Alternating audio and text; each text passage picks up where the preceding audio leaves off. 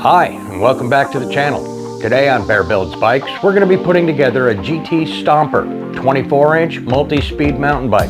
Should be a pretty simple build. Let's dive right in.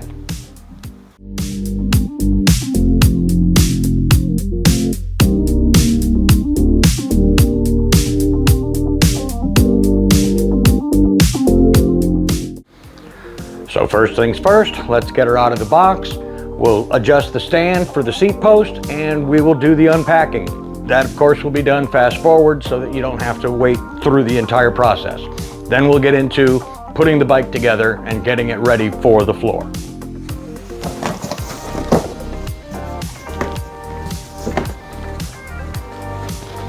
All right, so the reason I took the seat out first and put it in the clamp was to size the clamp so that I know that I'm not holding the bike up and messing with the turnbuckle on the clamp to get it in there. Now, once I get the frame out and I lube the seat tube, then I can get the seat in, get it up into the clamp without a lot of huss and fuss.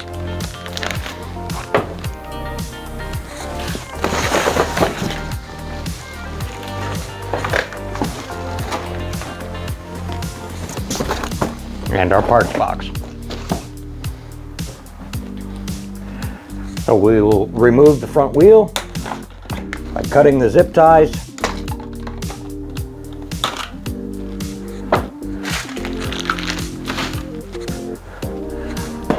Do have a rubber band down here. And the wheel slides off the crank arm. The crank arm protection is cardboard. We put that back in the box.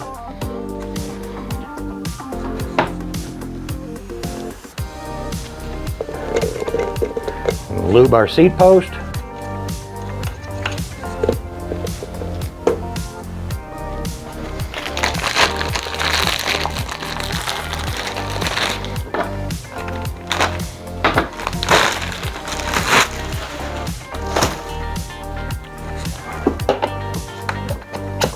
Get our seat into the frame.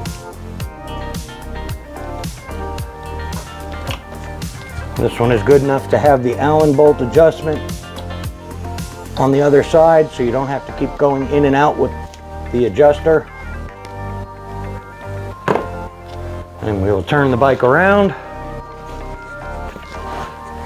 and get her up into the stand. Now we'll do the unpacking process. This will do high speed, of course. Separate your styrofoam and plastic. Put your cardboard back in the cardboard for recycling. Here we go.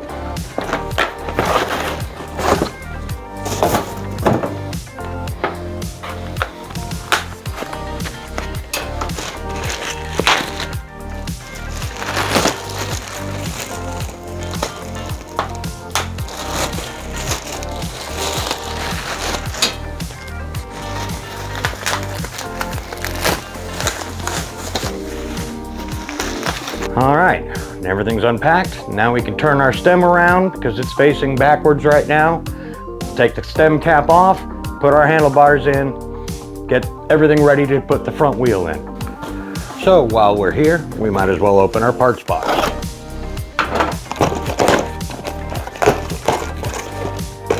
Have our pedals, our front skewer, our reflectors, the owner's manual, and a sticker. We love the stickers. All right, so our stem should be loose. If not, just let off on the bolt on the top a little bit. Turn our stem around. These caps have to come off. So we back out each one of the bolts.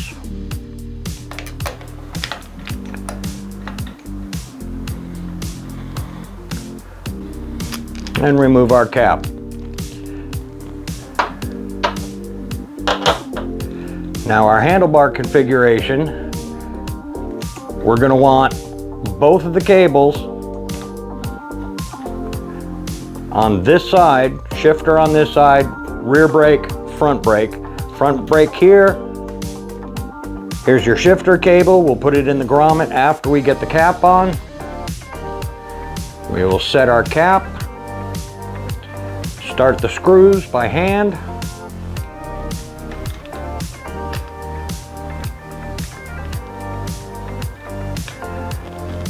Now I want equal gap from the cap to the stem, top and bottom, and I want the handlebars to be centered. You should be able to see the knurling on the handlebars.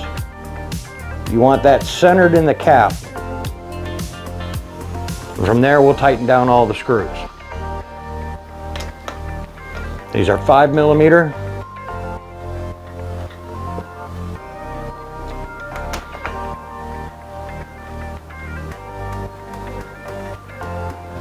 I like to do them corner to corner.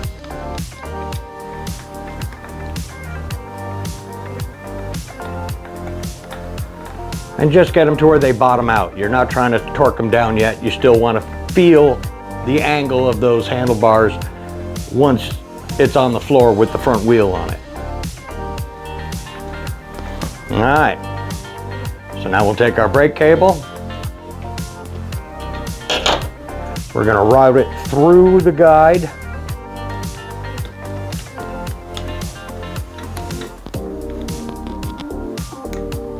And on the brake here, we're gonna run our cable through the top of the adjuster barrel and seat the cable down firmly into that barrel. Now from here, we're gonna tighten up the top of the stem a little. This is our preload adjustment screw. We just want it snug, but we don't want it to bind the bearings of the headset. So just at that point, then we can lock down on the clamps for the stem itself. For this, I like to use a 5mm long, like this.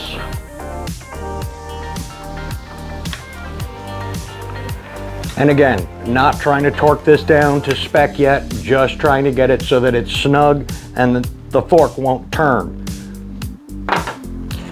Now I've gone ahead and I've inflated the tire. We're going to take the rotor guard off and the other cap.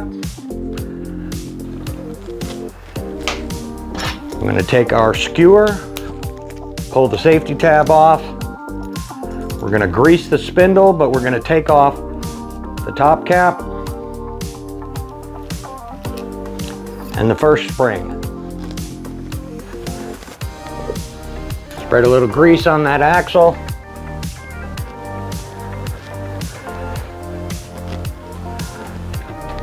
Now the handle always goes through on the rotor side, so we will get that through the axle.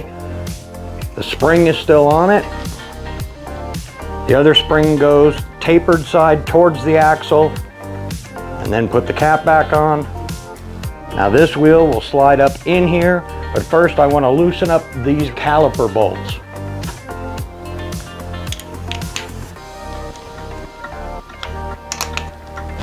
You want the caliper to be able to move freely so that when you put the wheel in there, it doesn't bend the rotor.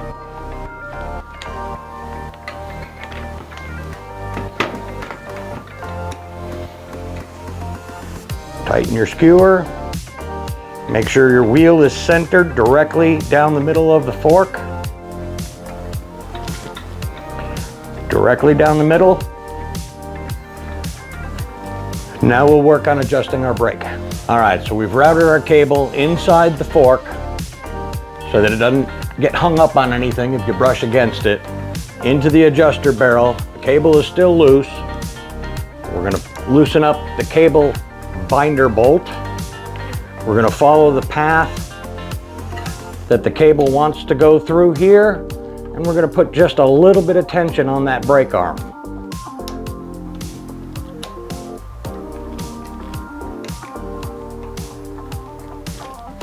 Now from here, it only takes that much to lock the brake. So when we hold our brake lever up top, we're going to now be able to just snug up the two holding bolts for the caliper here. And then from there, we'll make our adjustments. Because the inside doesn't move, the outside does. We need to pull the rotor over, or the caliper over a little bit.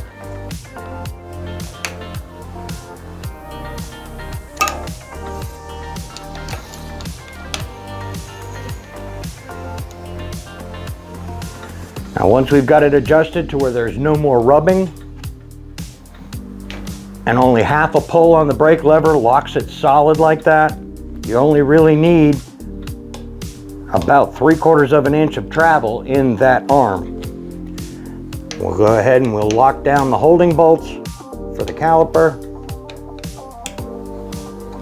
We'll trim our cable, make sure that we're good and firm there.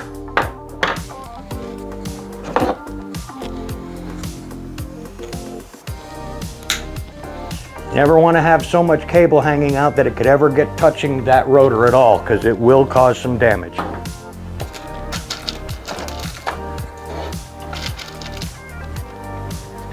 We'll put a cable end on there so it doesn't fray out on us.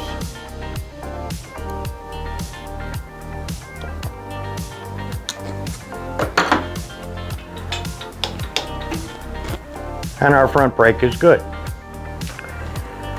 So I've taken the chain off of the cassette on this side so that it doesn't make that clicking noise with the cassette body, so I can listen to the rear rotor going through the caliper. I can also use my flashlight to see light on either side of it to know that we're not having an issue with the dish rubbing on either side.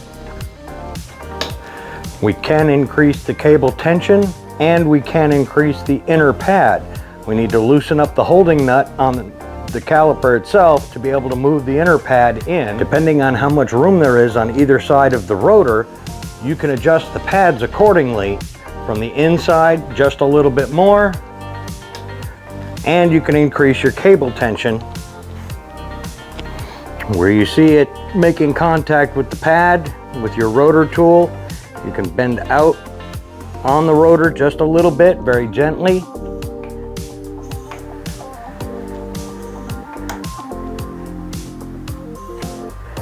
And keep checking it at that point. Sometimes you can grab the center spoke and gently massage it outwards away from that pad. Once you get your rotor nice and dished and not touching the pads, and the pads have good contact, less than half a pull of brake lever will lock the wheel up. That's exactly what you're looking for. So now we have our basic derailleur adjustments. We're in 7th gear, which is the highest. This is our high adjustment screw. This is going to keep the derailleur from going that way too far and the chain coming off. The low adjustment screw keeps the chain from going into the spokes on this side. So it's a stop action and a stop action. This adjuster barrel increases or decreases the tension that it takes to move the derailleur from one gear to the next.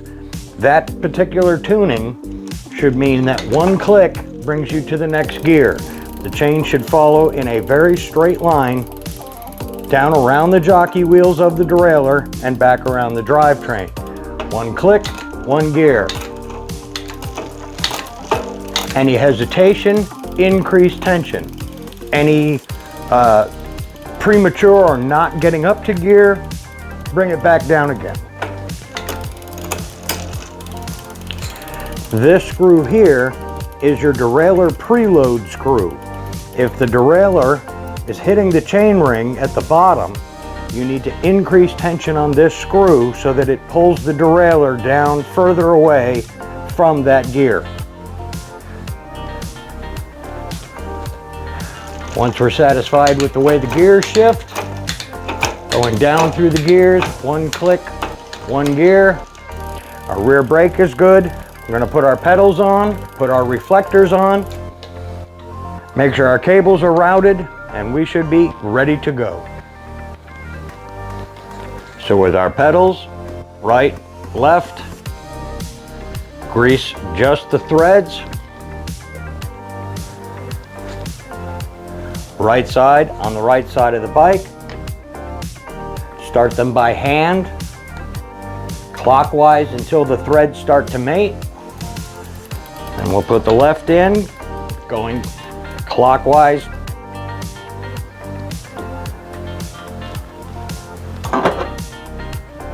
Then with our pedal wrench,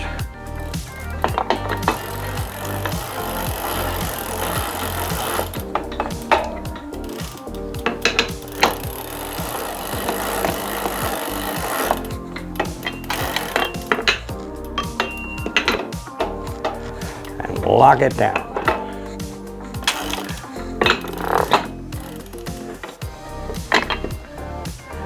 All right.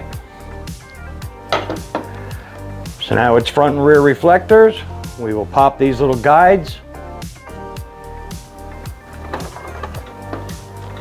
Sometimes you can do them by hand. I'm going to tuck the cable back up in there.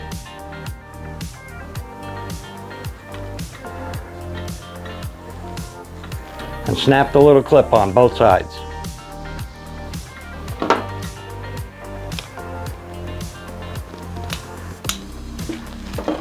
All right. Front reflector, left side of the front, just under the seat post. Turn it so you can get to where the screw hole has to be.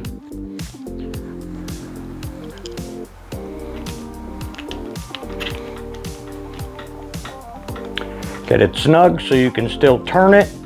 You want to be able to get access to this bolt for leveling the seat once it's down on the ground.